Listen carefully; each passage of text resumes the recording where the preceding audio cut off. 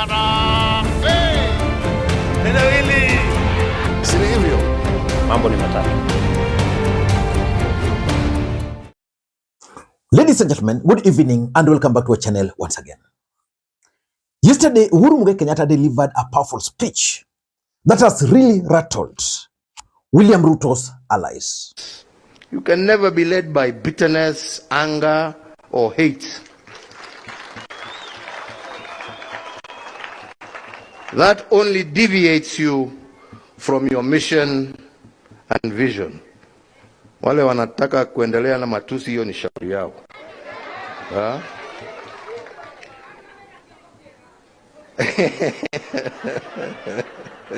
So the question is, why are William Ruto's allies rattled over this particular speech? Lakini nimemuona yule jamaa alikuwa rais wa taifa la Kenya akizungumza. Mimi nikashangaa hii mtu anazungumzia Kenya gani? Kwani sisi hatukukuwa Kenya wakati yeye alikuwa anaongoza? Si Kenya hii ilikuwa imejaa mashida kweli kweli? Anatuambia ati sijui linda mama ilikuwa inafanya nini? Kama wewe ulilinda mama wale wajawazito na wale wa mama wana mimba ulikuwa unawaachia nani alinde hao? Wale vijana ambao hawaendi maternity ulikuwa unawaachia nani? Wazee ulikuwa unawaachia nani? Ndio maana rais ameleta program ya SHA ambayo inabeba kila mtu. Wewe na pia tungependa kumwambia Rais Uhuru Kenyatta mstaafu, wewe kuwa muungwana kama wale rais wengine walipostaafu. Wakati Moi alienda retire, mliwahi msikia akiongea siasa?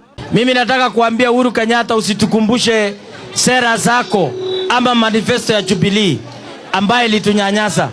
Wewe nenda kimya, wacha Kenya iende mbele. Nyinyi watu ya Dadamu nasema Kenya iende mbele. Huyo mtu aende retire ama aendelee kuzurura Kenya? Aende retire. Aende apumzike. Aone Kindiki akipeleka Kenya mbele. Huyu Kindiki anatosha ama atoshi? Aendelee asiendelee? Yeye si ni fire. Wewe usitukumbushe manifesto ya Jubilee ambaye ilinyanyasa wa Kenya. In this video, I want us to analyze the specific speech which has really rattled William Ruto's allies to an extent that almost all of them today made Uhuru Kenyatta their pet subject. Niliona ule mtu wetu, ule former president. Ule mtu alikuwa amemaliza inchi. Tulipata inchi ikiwa kwa maututi. Nilikuwa nasikia anaongea maneno ya security, anaongea sijui maneno ya nini, anaongea sijui maneno ya mastima. Mimi nataka niambie former president, tafadhali. Mtu akienda retire anakuanga mtu muungwana sana, anakuwa mzee. Mtu wa kuonesha watu barabara, mtu wa kwenda engagement ya watoto, mtu wa kwenda maharusi ya mandugu zake na madada zake. Hakuna kitu ulisahau. Sisi ndio tulikusupport na tukakupatia uongozi ya miaka 10 na tukasimama na wewe, lakini tu term yako ilikuwa mbaya. Na sijui mwenye penye ulikuwa unaongelea watu walikuwa sijui hawakuwa najua wewe ndio ulikuwa rais ama wanafikiria. Mimi nataka nikwambie Uhuru Kenyatta wewe. Before you do that, for those who are watching this channel for the first time, please take a second or two, click that subscribe button so that next time we produce a video like this, YouTube will automatically notify you. And to the subscribers, I want to continue thanking you guys for your continued support. Because without that support, this channel cannot be where it is. Ladies and gentlemen, without any further ado, allow me to dive in. First of all, I want you to take like 2 minutes to listen to Uhuru Kenyatta's speech, especially this part, which has really annoyed William Ruto's allies. Listening to Uhuru Kenyatta first. In the last general election, I endeavored to pass this message. Unfortunately, it fell on deaf ears and was lost in the noise of insults, character assassinations, myths and stories of dynasties and hustlers, and so on.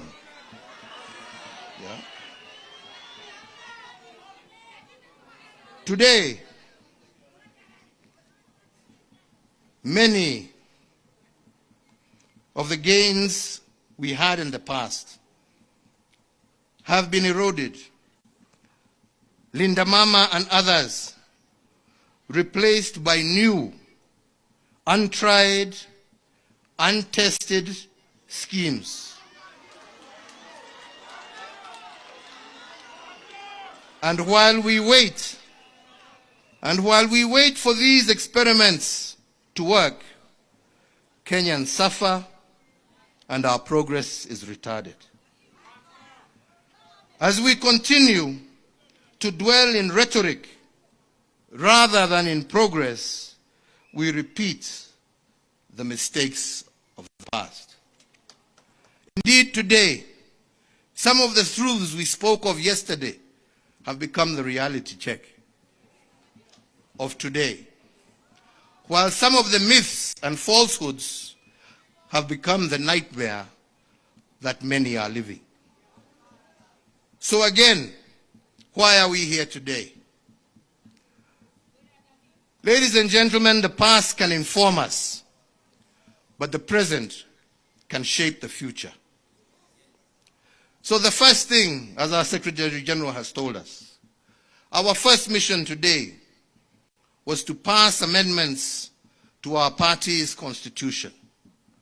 Amendments to ensure that the machinations of the past shall never be used again to hold back our progress.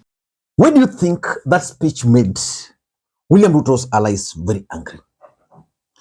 Number one, that speech by Uhuru Kenyatta was actually intended to appeal to the emotions of the people of the mountain. And that is why they are very angry and they are very bitter. Because the mountain in the last election voted for William Ruto to the last man. Currently, they are dissatisfied with the government.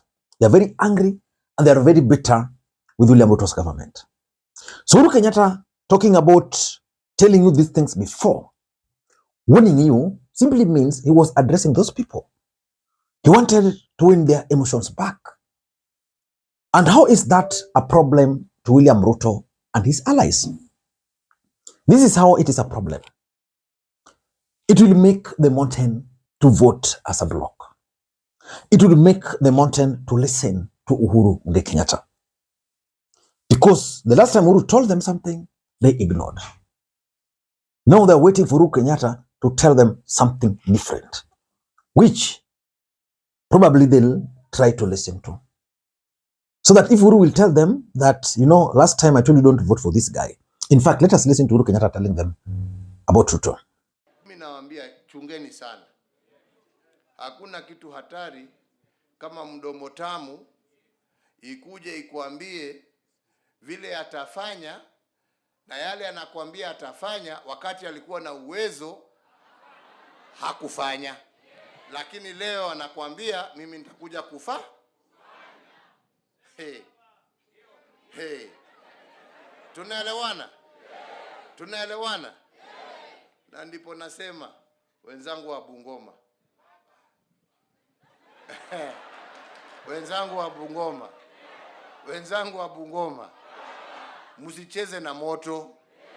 Si mumecheza na moto na mumeumia. Si mumecheza na moto na mumeumia. Munataka kurudi kwa moto ama munataka kuokoka? Munataka kuokoka? Njia ya kuokoka ni baba. Nawaambia. Uzee si ugo. So that if Uhuru Kenyatta will now tell them to vote for Matiangi, they would listen to Uhuru Kenyatta, not just ignore him the way they did in the last election. And for me, that is the main reason why they are angry and very bitter. Number two, Uhuru Kenyatta was very specific about Linda Mama. Of course, Uhuru Kenyatta's government failed in many aspects. But sometimes you have to give people their flowers. Linda Mama was one of the best initiatives by Uhuru Kenyatta. When William Ruto took over, he decided to do away with it. Instead, he brought the SHA. As we speak, SHA is yet to really pick up the way it was expected. Linda Mama did not have any single problem. All expectant mothers would just go to the hospital, you deliver, then you go back home. This particular one, a lot of issues. So, in my view, what the president ought to have done, he ought to have identified some like let's say Linda Mama, and retained them as he tried to implement SHA. But the fact is, as we speak, SHA has its challenges. Linda Mama is not there. Women are giving birth every day. The problem with the defending things like SHA against Linda Mama, there's a woman somewhere who gave birth during Linda Mama. The same woman is currently giving birth during this SHA. They'll definitely feel the difference. So there's no need of defending that. But the thing is, SHA is one of William Ruto's flagship projects. And William Ruto would not admit failure. That's number two. Number three, that speech also signals Uhuru Kenyatta's return to politics. Which begs the question, is Uhuru Kenyatta going to be a factor in 2027? For me, Uhuru Kenyatta is going to be a factor. For the simple reason that Uhuru Kenyatta can decide to fund a presidential candidate. If Uhuru Kenyatta decides now to fund Matiangi, he would get enough funding. If Uhuru Kenyatta decides to fund, say, Kalonzo Musyoka, he would get enough funding. And on that account alone, Uhuru Kenyatta is going to be significant, politically speaking. The other day I was talking to a member of parliament, and he told me that, Lee, Uhuru is not going to be a factor in Mount Kenya. The MP comes from Mount Kenya. And my thoughts were that you don't know what you're talking about. Uhuru can just decide to fund someone to disrupt you. He can send people to infiltrate if he wanted to. So the reason why these guys are angry and bitter is the possibility of Uhuru Kenyatta getting back to politics. Remember, Ruto had looked for Uhuru Kenyatta. He went up to Gatundu. Uhuru Kenyatta almost started working with Ruto, but he read the mood on the ground and decided to stay back a bit. As we speak, maybe he has made the decision, and the decision is simple. I'm going to support Matiangi for presidency.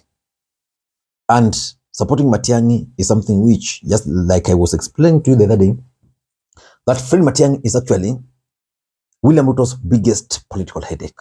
He doesn't know how to deal with it as things stand today. Number four, from the way these guys are reacting, it simply means that there is Kenya Kwanza failures. Simply means that Kenya Kwanza has failed. Kenya Kwanza was formed to address some of the challenges which were being faced by the country at that time. And the person who was spearheading that was none other than William Ruto, who is currently the president. So many people believe that Ruto has not really performed the way he had promised. And now you are coming, a former president coming, and is putting things on the table. On this, I did this. Yours is failing. On this, I did this. Yours is failing. William Ruto and his team will not allow any Kenya Kwanza failures to be highlighted. And lastly, I think they are now worried about Matiangi.